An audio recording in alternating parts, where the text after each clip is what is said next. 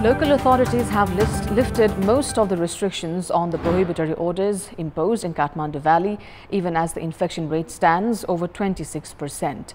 Health experts have therefore pointed out that it could be near fatal to assume that the second wave has subsided. In the given scenario, the onus is now on the general public to follow maximum COVID guidelines to keep the persisting danger at bay. Good morning, I'm Sarah Sapsanama and these are the top stories of the hour. Meeting between CPN-UML Chairman KP Sharma Oli and party senior leader Madhav Kumar Nepal ends inconclusive. Party's task team to make further efforts to end the intra-party wrangling. The federal government interferes in the constitutional rights of National Natural Resources and Fiscal Commission. Repeatedly makes decision regarding budget allocation. South Africa's former President Jacob Zuma hands himself into police to begin serving 15-month jail sentence for contempt of court. And England knock out Denmark with a 2-1 win in extra time to reach the finals of Euro Cup for the first time. Sets up a title clash against Italy.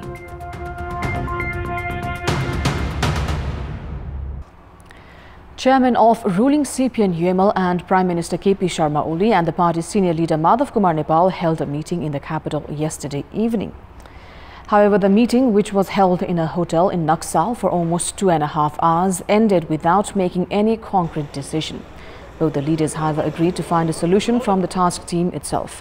Top brass leaders were ready to hold a meeting at a time when the task team formed to furnish a proposal to end the ongoing intra-party wrangling was said to be heading towards a positive direction.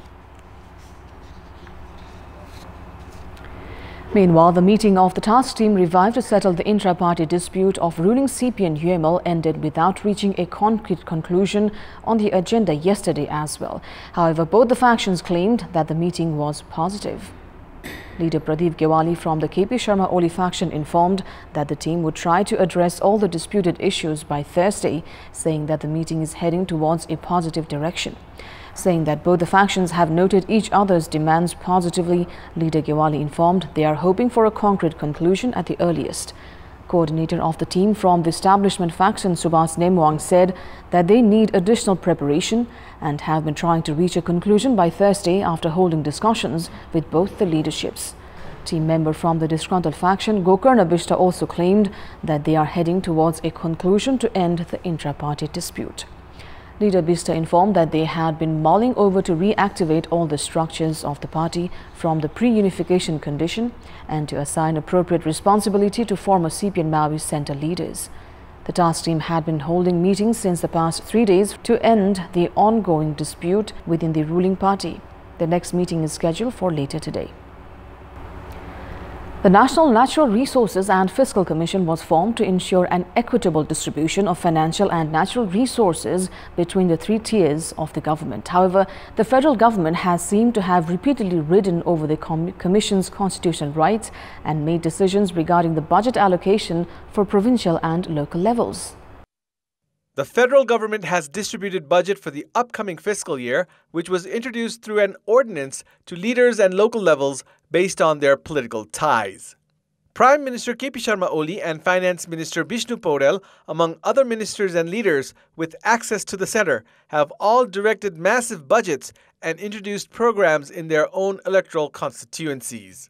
However, this is not the first time leaders in power have abused their positions to direct state resources as per their interests. The National Natural Resources and Fiscal Commission had been formed to ensure an equitable distribution of financial and natural resources between the 3 tiers of government. However, the central government has rendered the commission ineffective. The Constitution has enshrined the Commission with rights to distribute resources from the Federal Conservative Fund among federal, provincial, and local level governments. However, the Finance Ministry has been making all decisions regarding the conditional, complementary, and special grant budgets to itself. The government has continued to overlook the recommendations made by the Commission for equalization of finances and limited the Commission's role to conditional grants. The central government has instead assigned the Finance Ministry the responsibility to distribute the resources to the provincial governments and the local levels. The central government has also been alleged of ignoring the provincial government and the local level's appeal to amend provisions for intergovernment financial management. Analysts say the government's interference on the commission has also pushed the issue of distribution of revenue generated by exporting river materials into controversy. Constitutional experts opine the current practice is only making a mockery of federalism and the constitutional provisions. 28 more individuals succumbed to COVID-19 yesterday, taking the country's death tally to 9,291, while the death rate continues to hover around 1.5%. The total number of COVID-19 cases has crossed 650,000 as 2,077 more individuals tested positive. Kathmandu Valley alone reported 543 cases yesterday. According to the Health Ministry, 7,835 tests through the PCR method were carried out, while the infection rate stands at alarmingly high 26.5%. Health authorities have pointed out that the relaxation in the prohibitory orders has contributed to the increase in the infection rate. Meanwhile, 1,333 individuals registered full recovery, taking the recovery tally to over 614,000, and the recovery rate has, however, dropped to 94.5%. Based on the Health Ministry's latest report, currently there are 26,544 active cases, out of which 23,756 are in home isolation, 571 in intensive care units, and 161 on ventilator support. A person was killed after he was buried in a landslide near Hiudekola in Palpa's Tino village municipality. According to the local police, the deceased has been identified as a 45-year-old Bir Bahadur Gurung. A 4-year-old child is also missing, while 7 others were injured in the landslide. According to local resident Badri Prasad Shrestha, 6 houses were swept away by the landslide. The Siddha Baba area of Siddhartha Highway has also been obstructed due to the landslide. In our Public Voice segment, we've asked people in Patsthar why have genuine farmers not received the government's agro grants. Let's take a look at what they had to say.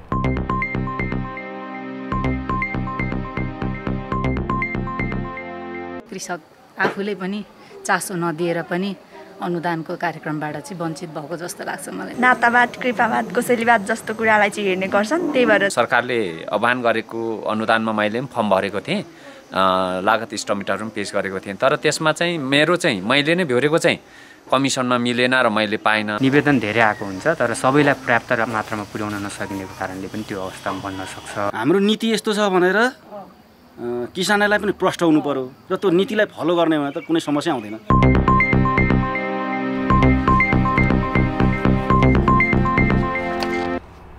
Time now for our segment Public Pulse, where you text us with your opinion.